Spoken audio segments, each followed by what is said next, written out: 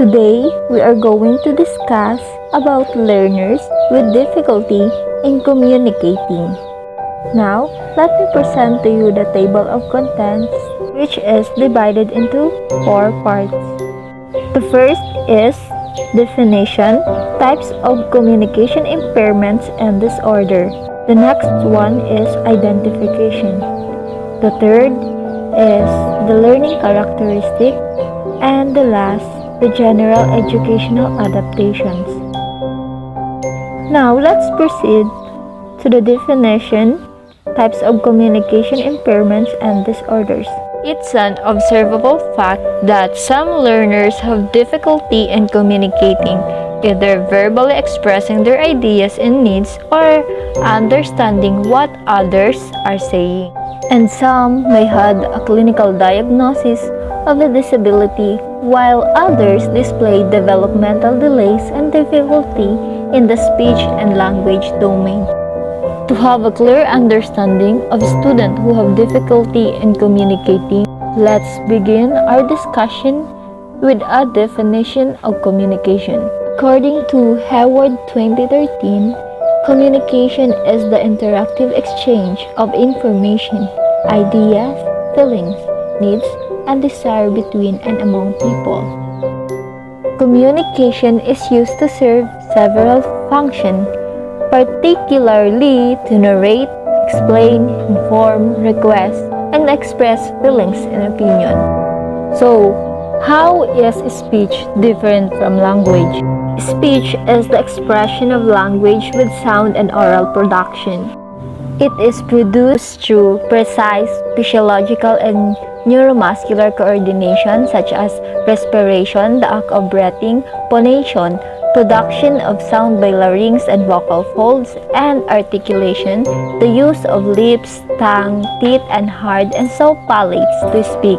While language is used for communication, a formalized code used by a group of people to communicate with one another that is primarily arbitrary. Normally, people decide on symbols, their corresponding meaning, and rules that make up a language. There are 5 components of language. The first one is phonology. Phonology refers to the sound system of language. A phoneme is the smallest unit of sound within a language. For instance, the word dog is made up of 3 phonemes, namely D, O, G, while beans has 4 phonemes, B, E, A, and NS. The second one is morphology. Morphology of a language refers to the smallest unit of language that has meaning and which is used to combine words. Sounds, syllables, or whole words are examples of morphemes. The third one is syntax.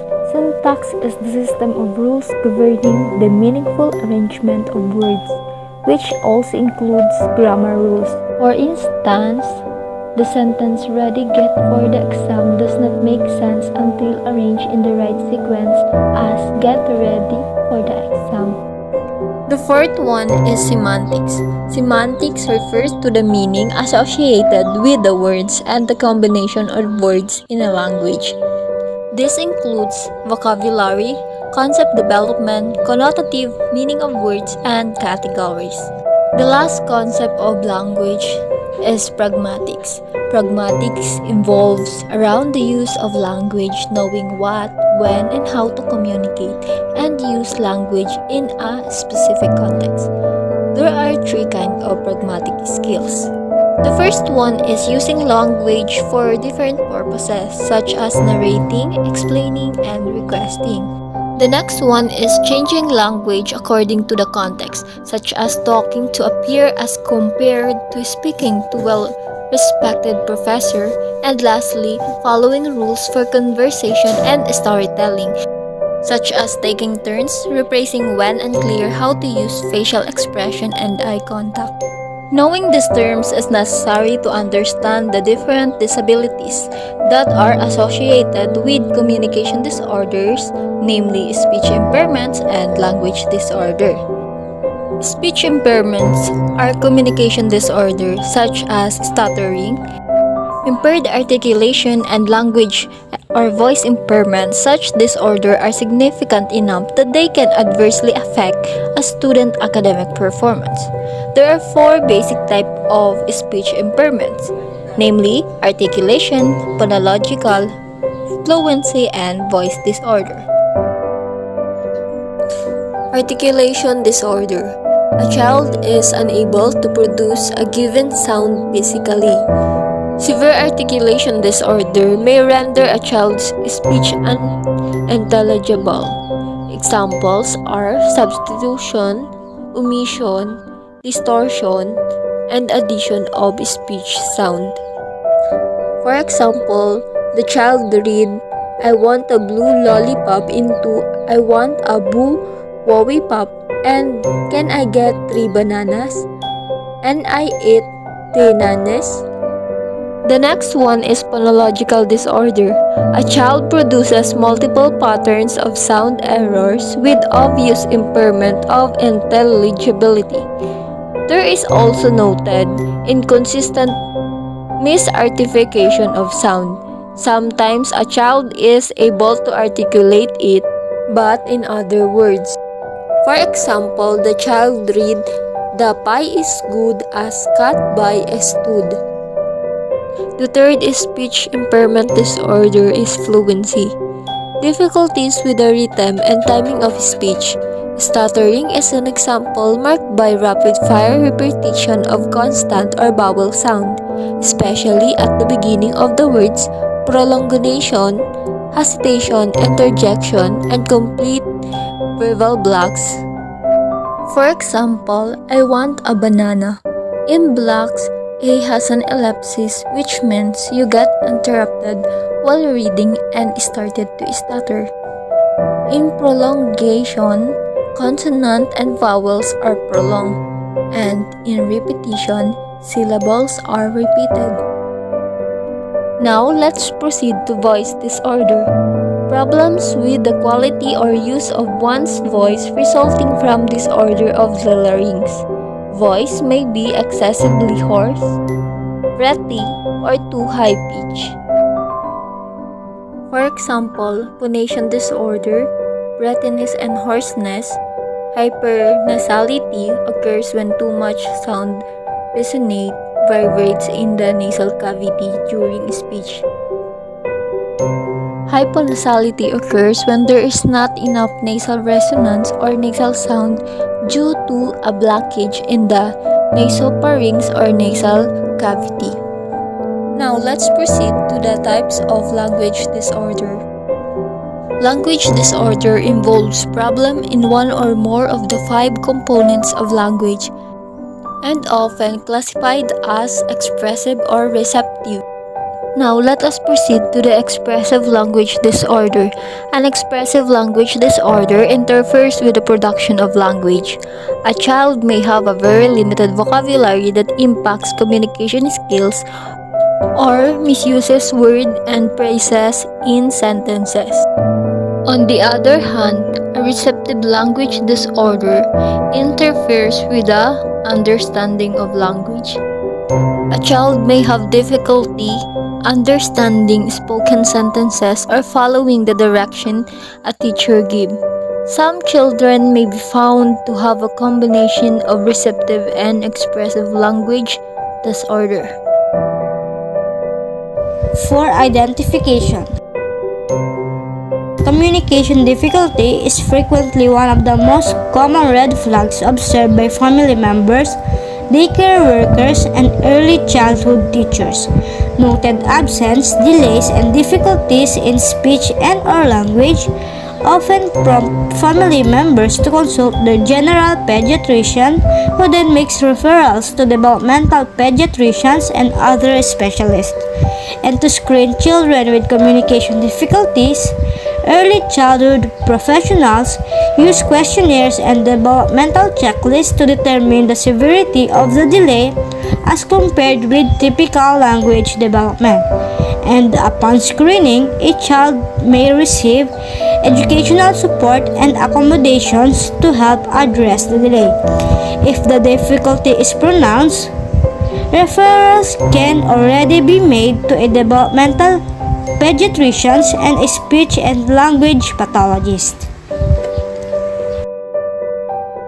How do specialists determine a speech and or language problem? According to Hayward 2013, a comprehensive speech and language evaluation is needed to determine the presence of a communication disorder that involves several components: case history and physical examination. An assessment that always begins with a case history that provides the specialist with the necessary background about the child's birth and developmental history, health record, achievement, test scores, and adjustment in school. The specialist examines the child's oral peripheral mechanisms, which includes the mouth, noting irregularities in tongue, lips, teeth, and palate, or other structure that may affect speech production. Hearing. Hearing is tested to determine whether an organic hearing problem is the cause of the suspected communication disorder as discussed in the previous section. Thus, hearing impairment needs to be treated to develop speech and language skills. Articulation. A child's articulation skills are assessed, which includes identifying speech error. It is also needed to identify whether differences are truly related to a speech sound disorder or are normal variations of speech caused by the first language. Phonological awareness and processing. According to Adams 2013, phonological awareness and processing skills provide the foundation for beginning to read in young children and children with difficulties in processing sounds in language as well as in hearing, segmenting, and identifying phonemes in words may experience problems with expressive and receptive spoken language as well as in learning how to read. Overall language development and vocabulary. Formal tests may be used to measure a child's overall language development and vocabulary, as these affect how well a child is able to understand and use a language in spontaneous speech and in an academic settings. Assessment of language function. Language is used to serve several functions such as to request, name, imitate, ask, and converse, among others. B.F. Skinner's emphasize how language is used rather than the structure and form of language. Language samples and observation in natural settings. Language difficulties may also be identified through play-based authentic assessment, where a specialist play with a child during which spontaneous speech and verbalization can be elicited. Observations in natural settings such as a child's home or school allows the specialist to sample the child's language in daily activities and observe parent and child interaction and communication as part of holistic assessment. These are used to supplement assessment information gathered in clinical settings. Assessments in speech, language, and communication must take into consideration the student's cultural and language context, particularly for children growing up in bilingual environments. At this point, it is essential to differentiate English language learners or ELL from children with a diagnosed communication disorders. ELLs are proficient in their mother tongue or their first language in both expressive and receptive language tasks. On the other hand, they display difficulties in understanding and speaking on the second language such as English. For the multicultural setting, knowing the child's first and second language aids or helps the students and language specialists to determine the possible source of communication difficulties and plan for needed support and interventions. Now, let's proceed on learning characteristic. Children with communication disorder frequently struggle across social settings, whether at home, school, or in the other places in the community. Some of the difficulties that characterize communication disorder are expressive language difficulties and receptive language difficulties. Under expressive language difficulties, we have limited vocabulary, incorrect grammar or syntax, difficulty in formulating questions, expressive repetition of information, and difficulty in constructing sentence. While on receptive language difficulties, we have following oral direction, understanding humor or figurative language, comprehending compound and complex sentences, and responding to questions appropriately.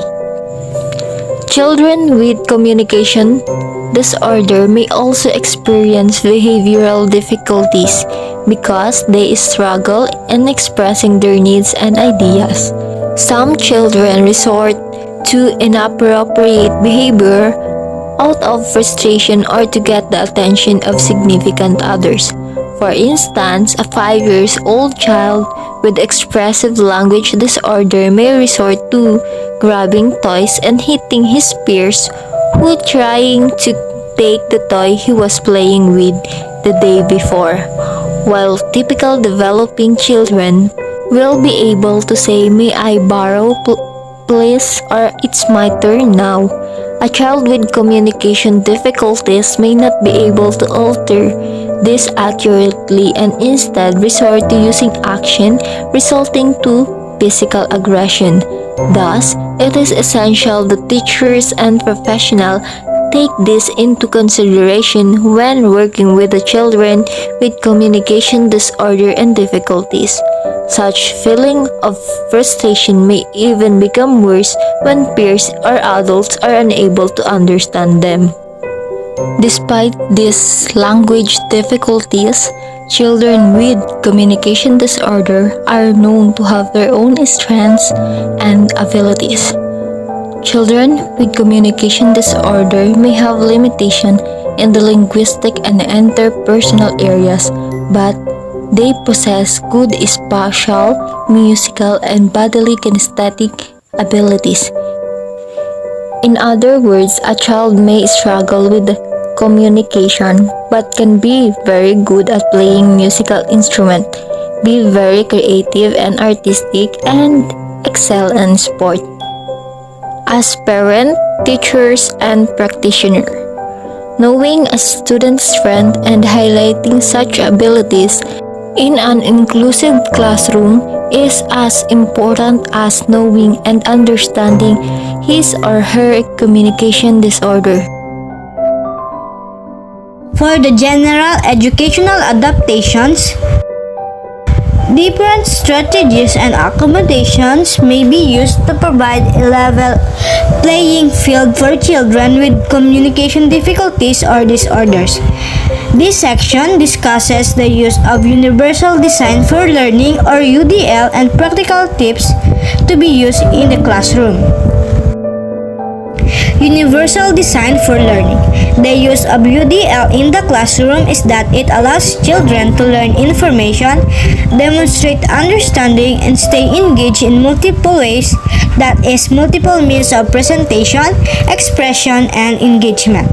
And because of weaknesses resulting from communication difficulties or disorder, teaching and learning practices as well as assessment should be presented in different modalities such as visual, auditory, and kinesthetic motor or tactile.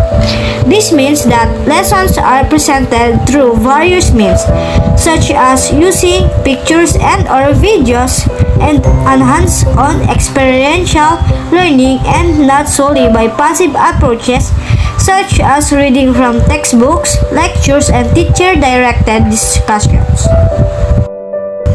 Practical tips for the classroom. In addition to using UDL, there are practical tips and techniques that a teacher can be used to provide students with communication difficulties the support that they needed in order to be successful. The following list provides practical suggestions that the teacher can be used in the classroom. These suggestions are best implemented in a classroom that promotes a supportive and respectful culture, one that acknowledges and accepts diversity, and allow accommodations for learners with difficulties. The suggestions are: 1. Allow the child to sit near the teacher and the blackboard that is away from auditory and visual distractions such as the window and the door. Number 2. Get the child's attention before giving direction. Call the child's name or use pre-arranged signals such as, or for example, tap on the table and hands on the shoulder to help the child focus and listen to the directions. Number 3. Use pictures, charts, and other visual aids when explaining content to supplement auditory information. Number 4. Speak slowly and clearly without exaggerating speech. Number 5. Simplify directions into short steps. Break down multi-steps direction and give each one at a time instead of just repeating each one. Number 6. Provide a written copy of directions for a task so that the child can refer back to it at their own pace. Number 7.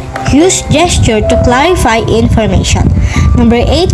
Use peer-mediated instruction so that peers without difficulties can serve as language models and learning buddies.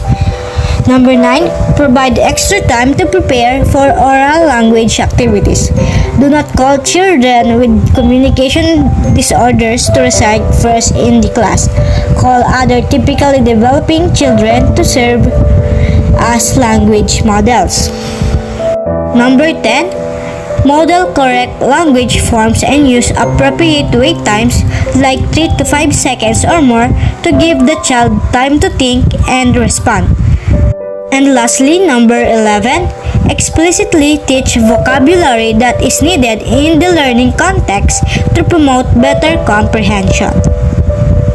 Therefore, using UDL or Universal Design for Learning alongside with different accommodations like presentation, response, settings, and timing are appropriate to the child. And also, collaboration between the general education teacher and the special education professional helps ensure that children with communication difficulties or disorder to have a chance to be successful in an inclusive classroom.